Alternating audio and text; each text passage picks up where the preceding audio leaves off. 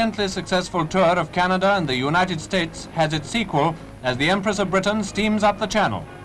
And to be first to welcome the King and Queen home is the happy lot of Princess Elizabeth and her sister, who with Admiral of the Fleet Lord Cork and Orrery board the flotilla leader Kempenfelt at Portsmouth.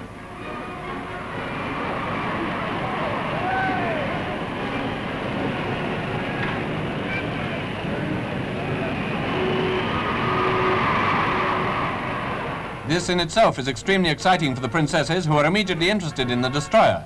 Princess Margaret wants to see what's down below, and then they see what is to be seen through binoculars as the ship sets out on her journey to meet the Empress of Britain.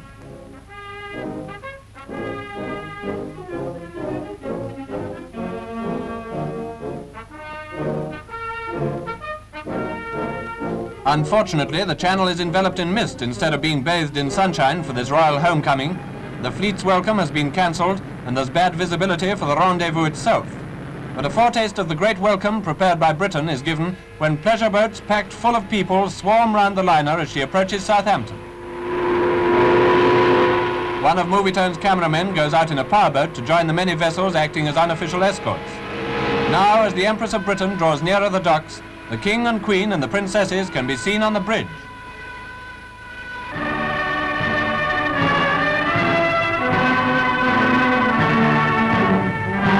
Their Majesties must be delighted with the welcome they're receiving.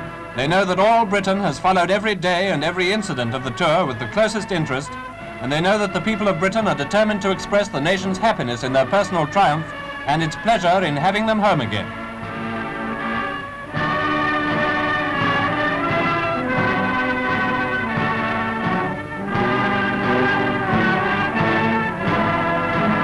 The liner docks, and the royal party leaves the bridge to go below and greet members of their family waiting to welcome them.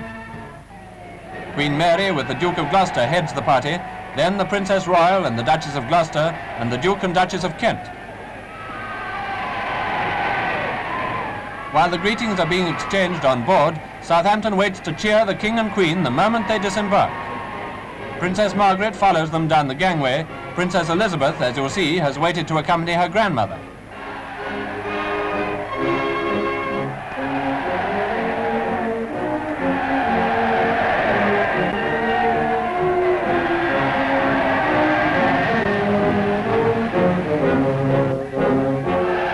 The royal party leaves the docks to begin the drive through Southampton. They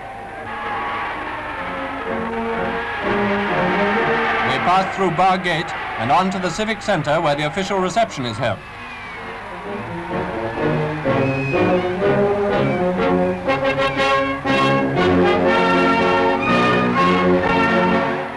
The journey home is over. The royal family is reunited, and Southampton has given expression to the nation's pride, loyalty and affection. It must be a very moving day for the King and Queen.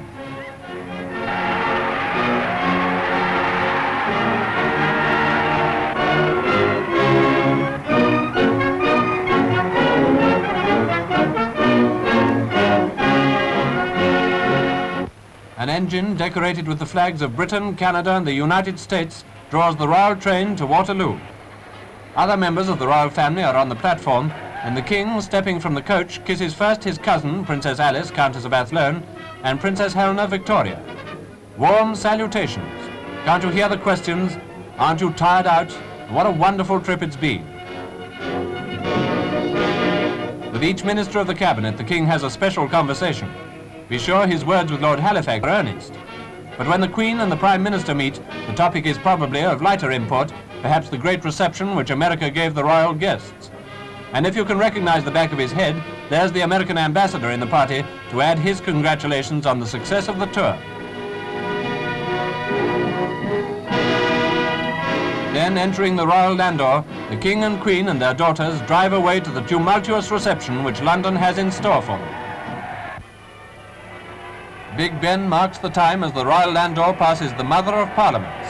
MPs cheer, and the bells of Westminster add their peal to human voices.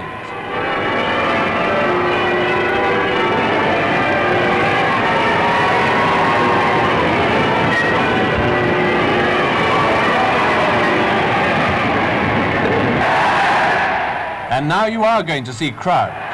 The King and Queen have passed among millions of people in these 2 months, but has there been a multitude anywhere on their travels to compare in size with that of welcoming London? Watch and judge for yourselves. Also, as enthusiasm is eloquent, let it be its own commentary as the carriage turns through Admiralty Arch towards Buckingham Palace.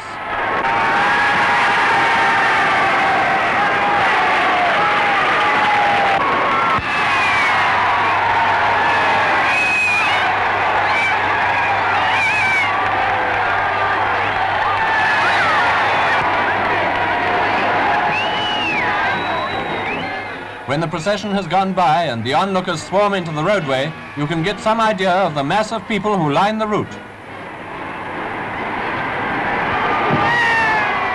At the Victoria Memorial, spectators see the Queen pass before them, gracious and beautiful, in just such close proximity as they have seen her on the films recently, acknowledging the tribute of millions of loyal subjects in Canada or friendly neighbors in America. If they stop to analyze, they can appreciate, in this vivid moment, the enormous impression which these two people, our sovereigns, have made upon the nations beyond the seas. But probably the minds of spectators aren't busy on such speculation. Their hearts are too full of sentiment.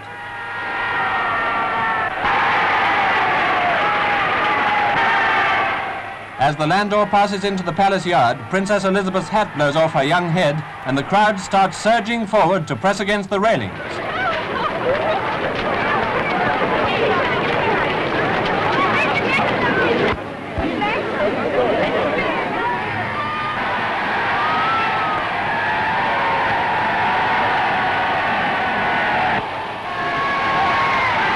Climax that the great crowd was waiting for, the King and Queen come out on the balcony.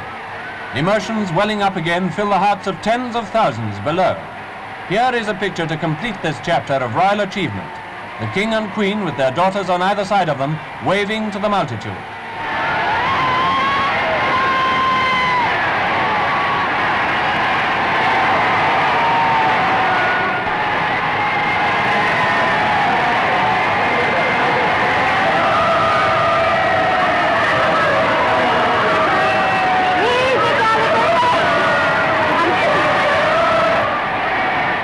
It is a picture which reminds us of coronation, of jubilee, that which it is in our hearts to say to this royal pair who have added lustre to the high reputation of British monarchy. We say to them, God bless you and thank you.